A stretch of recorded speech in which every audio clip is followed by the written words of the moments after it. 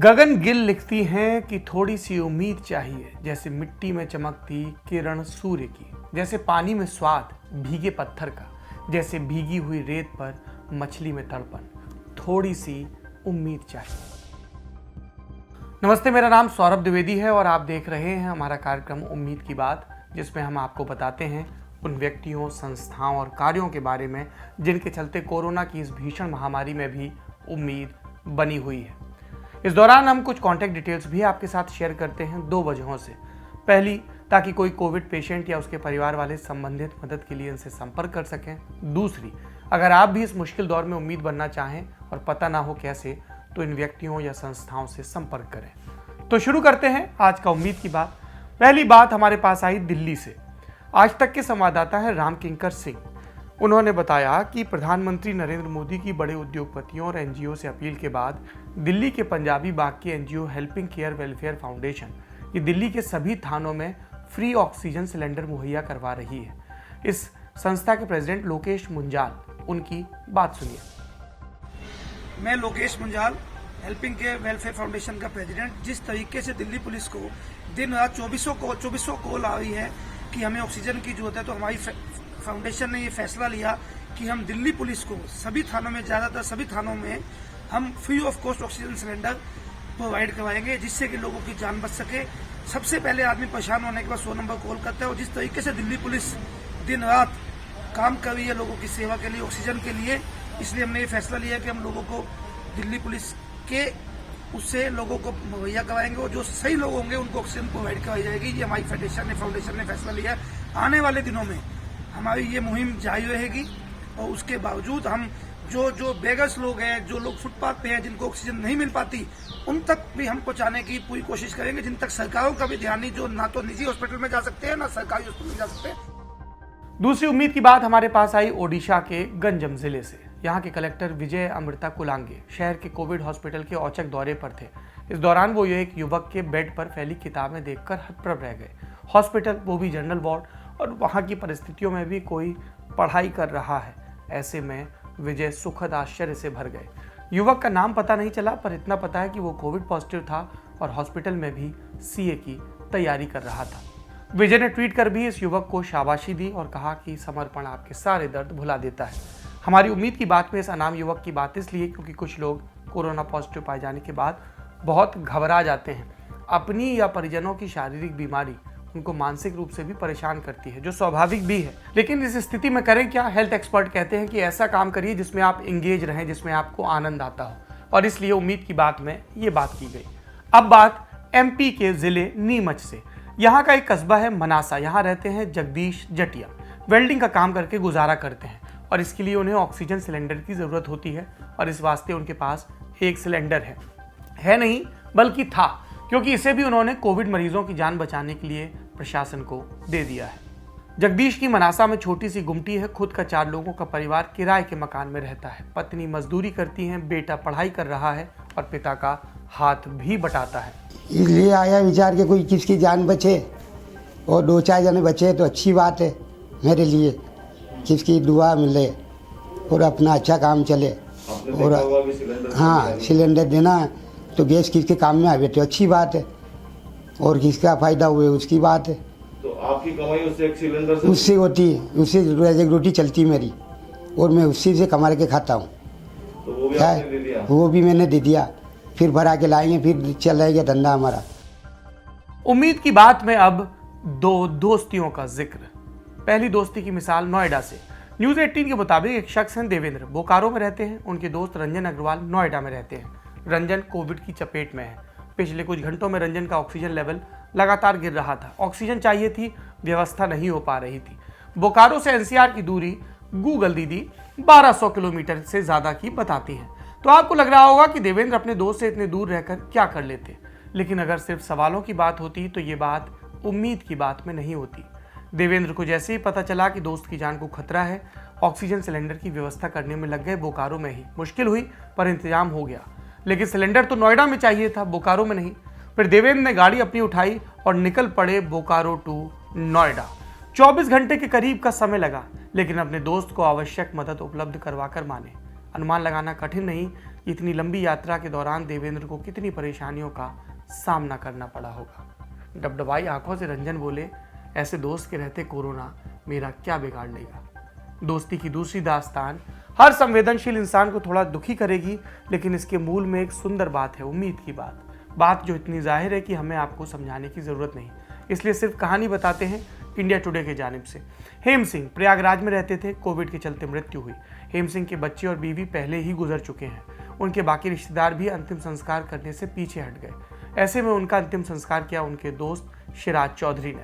इटावा में रहने वाले शिराज को इसके लिए प्रयागराज तक लगभग 400 किलोमीटर की यात्रा करनी पड़ी। फिर उन्होंने पूरे हिंदू रीति रिवाज से हेम सिंह का अंतिम संस्कार किया। एम्बुलेंस से लेकर लकड़ियों तक का इंतजाम अकेले। हमने उनके परिवारजनों को सूचना दी तो किसी ने कोई रिस्पॉन्स नहीं दिया। बोले कि भाई आप हैं तो उनके मित्र ही इतने हैं तो हमारी ज़रूरत क्या पड़ेगी।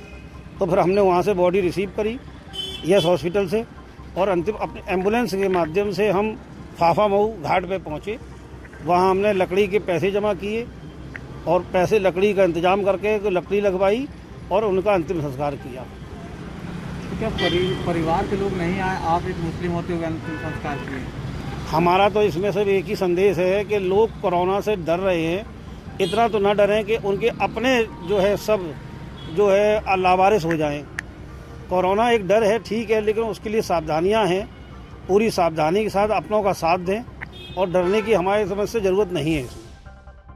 पांचवी उम्मीद की बात, एमपी कोविड हेल्प टीम नाम की एक इनिशिएटिव की 25 के करीब युवाओं की इस टीम ने एक वेब पोर्टल बनाया है, covihelp.vercl.app।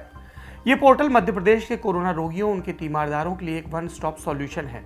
मतलब इस पोर्टल पर एमपी के निवासी कोरोना से संबंधित जानकारियां एक स्थान पर पा सकते हैं। Oxygen, remdesivir, Covid hospital bed की उपलब्धता या संबंधित लोगों और संस्थाओं के कॉन्टैक्ट नंबर। इसके अलावा एमपी कोविड हेल्प टीम एक इंस्टाग्राम हैंडल भी चला रही है इसी नाम से। टीम इस हैंडल पर भी कोविड से जुड़ी वेरीफाइड इन्फॉर्मेशन समय समय पर अपडेट करती रहती है। ये काम कैसे करती है, डिटेल्स कहाँ से पिक करती है और वेरीफाई कैसे करती है, ये जानकारी आपको 1 मिनट की इस वीडियो क्लिप से मिल जाएगी। जितने भी हमें कोविड रिसोर्सेज मिलते हैं उन्हें हम वेरीफाई करके अलग अलग कैटेगरी में डिवाइड करके इस पोर्टल और एक Instagram page MP Covid help के थ्रू लोगों के साथ शेयर करते हैं। पोर्टल पर साइकोलॉजिकल सपोर्ट का एक अलग कैटेगरी है। जिन्हें प्लाज्मा डोनेट करना है उनके लिए गूगल फॉर्म है और जिन्हें प्लाज्मा की रिक्वायरमेंट है वो पेशेंट की डिटेल्स एक पर्टिकुलर फॉर्मेट में फिल करके व्हाट्सएप कर सकते हैं। हमारी टीम इन इन्फॉर्मेशन के लिए लगातार सोशल मीडिया पे एक्टिव है और सोशल मीडिया के कुछ स्पेसिफिक ऑर्गेनाइजेशन और इंस्टीट्यूशंस को मॉनिटर कर रही है। हमारी 20 से 25 लोगों की एक टीम है जो अलग अलग शिफ्ट और डिपार्टमेंट्स में काम करती है। जब भी हमें कोई नई लीड मिलती है तो हमारी वेरिफिकेशन टीम उसे खुद से कॉल करके वेरीफाई करती है और उसके बाद ही वो नंबर पेशेंट्स की फैमिली को दिया जाता है। और ये सिर्फ ऑक्सीजन बेड या बाकी के डिपार्टमेंट्स में नहीं, प्लाज्मा के लिए भी होता है। जब भी हमें कोई डोनर की लीड मिलती है तो हम उससे पहले कॉल करके कंफर्म करते हैं, परमिशन लेते हैं कि हम उसका नंबर जो पेशेंट है उसको दे सकते हैं या नहीं दे सकते हैं। हमारी एक टीम रीवेरिफिकेशन का काम करती है जिसमें हम 2 चीज़ करते हैं। पहला तो ये कि जो हमारे वेरीफाइड कॉन्टैक्ट्स हैं उनसे हम रेगुलरली अपडेट मांगते हैं स्टॉक अवेलेबिलिटी को लेकर। फिर जैसा भी वो इन्फॉर्मेशन देते हैं हम उसे हमारे पोर्टल और इंस्टाग्राम पेज पे अपडेट कर देते हैं। सेकेंडली जो फेक इन्फॉर्मेशन है बहुत सारी होती है उससे हम रेगुलरली वेरीफाई करते हैं और लोगों को बताते हैं कि ये फेक है, इसे आप शेयर मत करिए। उम्मीद की बात में अब प्रयागराज की तरफ रुख करेंगे। हमारी रिपोर्टर स्वाति वहां थी और फिर लल्लन टॉप के एक मित्र विमल श्रीवास्तव के हवाले से ये रिपोर्ट आई। हमने आपको बताया था कि कोविड की सेकेंड वेव के चलते लोगों को एम्बुलेंस के लिए किस तरह की दिक्कतों का सामना करना पड़ रहा है और जो उपलब्ध भी हैं विकल्प वो कितने महंगे हैं। शव वाहनों का हाल भी एम्बुलेंस जैसा। ऐसे में प्रयागराज के फैजुल की स्टोरी मौजूद हो जाती है। फैजुल पिछले 10 साल से लोगों के बुलावे पर उनके घर से शव को शमशान घाट पहुंचाने का काम कर रहे हैं। पहले ट्रॉली से शव को अंतिम यात्रा पर ले जाते थे, फिर ट्रॉली से कमाए 40,000 रुपये इकट्ठे हुए तो उसके बाद कुछ चंदा जुटाया, 80,000 में सेकेंड हैंड गाड़ी खरीदी और अब इसको शव वाहन में तब्दील कर दिया। वो सिर्फ अपनी गाड़ी से ही शवों को शमशान घाट नहीं पहुंचाते, कंधा भी देते हैं और सब काम निःशुल्क। कोई स्वेच्छा से पैसे दे दे तो और बात है, लेकिन शव वाहन चलाने के लिए ड्राइवर रखा है तो ये जो स्वेच्छा से पैसे मिलते हैं उसमें ज़्यादातर उस ड्राइवर की तनख्वाह में चले जाते हैं। कल मंच उठाने वाला नहीं था, प्रशासन हमको बुलाई और कहा कि आप ही निकाल पाएंगे। हमने निकाला, फिर 12 बजे रात के हमने पोस्टमार्टम में जमा करके तब फारिग हुए।